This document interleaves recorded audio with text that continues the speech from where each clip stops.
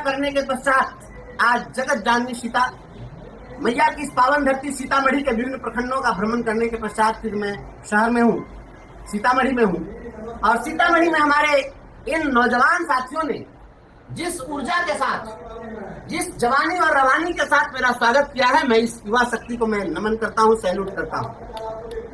और मैं यह कहना चाहता हूँ, जब मैं इन नौजवानों को देखता हूँ तो मेरे मन में यह ख्याल आता है, यह विश्वास आता है कि अगर कहीं आग लग जाए और आपको यह विश्वास हो जाए कि आग जानबूझकर लगाई गई है, तो विश्वास करिए आग लगाने वाला कोई नौजवान होगा।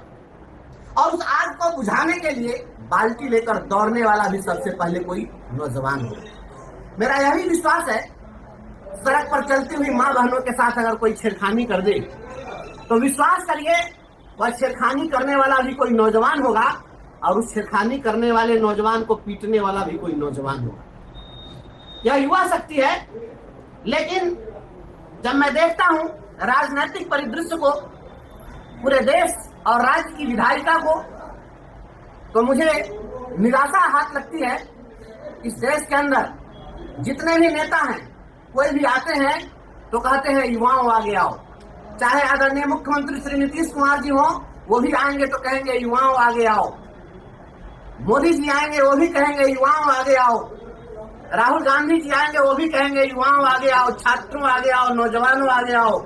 और चुनाव जीतने के बाद युवाओं पीछे जाओ, क्योंकि राजनीति की अगली पंक्ति में युवाओं को बैठने की जगह देने के लिए ये लोग तैयार नहीं है। इन नौजवानों के सत्ता को, उनकी ताकत को, उनके उस जुझारूपन को स्वीकार करने के लिए यह बुजुर्ग पीढ़ी तैयार नहीं है। और इसी का नतीजा है कि इस देश के अंदर में सभी के लिए नीति बनी, मजदूरों के लिए नीतियां बनती है, इस देश के अंदर बुजुर्गों के लिए नीतियां बनाई जाती है, किसानों के लिए नीतियां बनाई जाती है, कर्मचारियों के लिए नीतियां बनाई जाती है।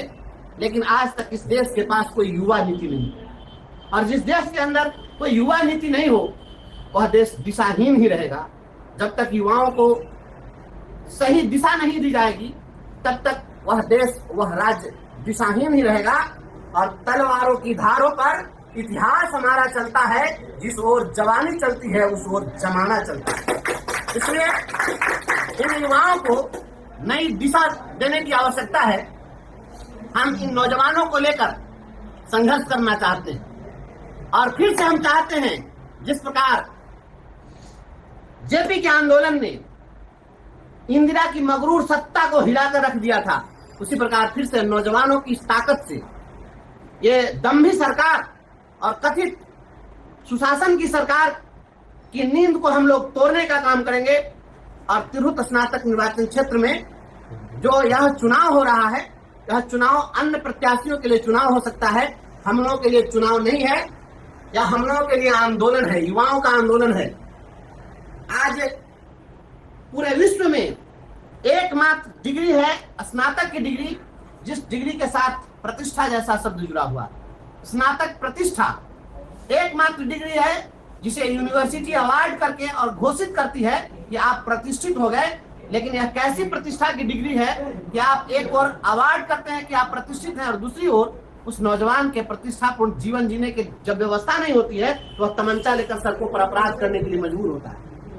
हम इस राज्य से, शासन और सत्ता से, दिल्ली वाली सरकार से और पटना वाली सरकार से आंख में आंख डालकर यह सवाल पूछना चाहते हैं कि जिसे आपने स्नातक प्रतिष्ठा की डिग्री दी है, उनके प्रतिष्ठापूर्ण जीवन जीने के लिए न्यूनतम आवश्यकताओं की पूर्ति के लिए आपने क्या व्यवस्था की है। और इन तीखे सवालों का जवाब सुशासन की सरकार को देना होगा। आप यकीन मानिए, हम जब सदन में पहुंचेंगे वहां पर नौजवानों का यह सवाल आएगा कि इस देश के अंदर जो अकुशल मजदूर हैं, जो बेहुनर मजदूर हैं, जो अनपढ़ मजदूर हैं, उनके लिए भी रोजगार गारंटी योजना है।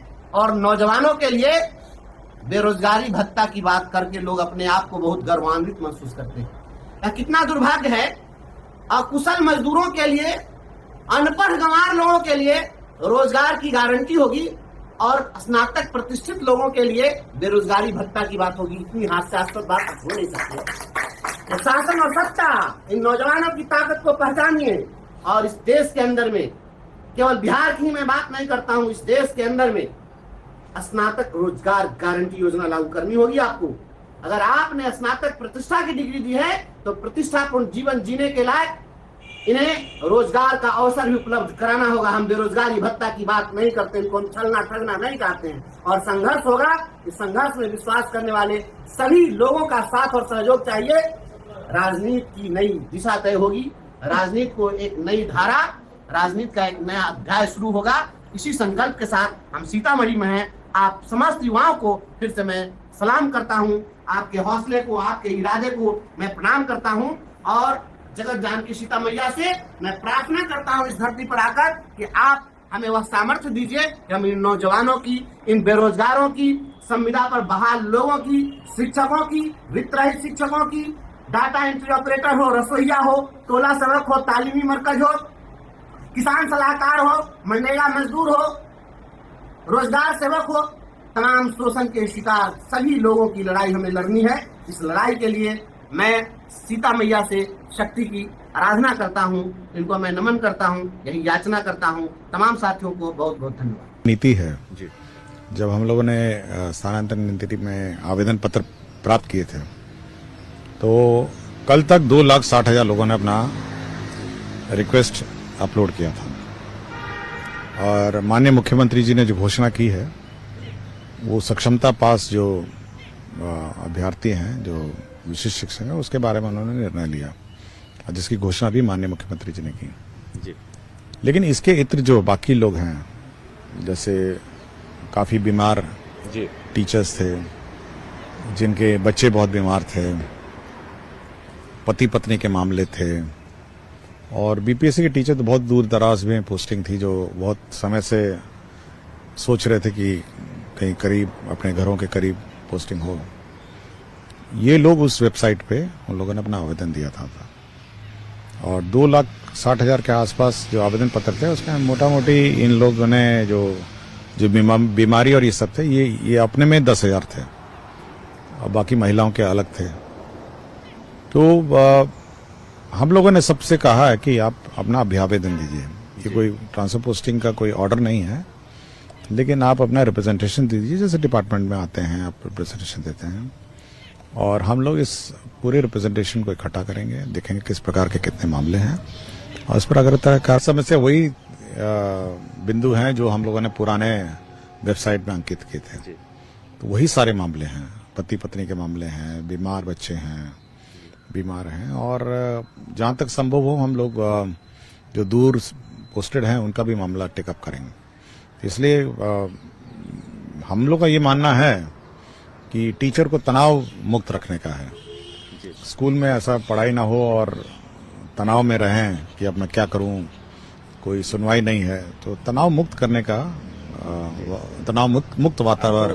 महत्वपूर्ण सवाल है। सवाल ये है कि जो पुरुष टीचर हैं 10 अनुमंडल वाला जो था, क्या उससे अब वो जो बैरियर है वो हम लोगों ने केवल अब तो हम लोग ने ये बैरियर वाला तो समाप्त कर दिया है। हम केवल अभी अभ्यावेदन मांगे हैं। अच्छा, अभी हम लोगों ने रिप्रेजेंटेशन मांगा है कि आप अपना रिप्रेजेंटेशन दीजिए, फिर इसको समेकित करेंगे। ऑप्शन की बात, हाँ, ऑप्शन सब खुला हुआ है। 10 ऑप्शन जैसे पूर्व था वैसे सब। हाँ, चलिए, बहुत बहुत धन्यवाद।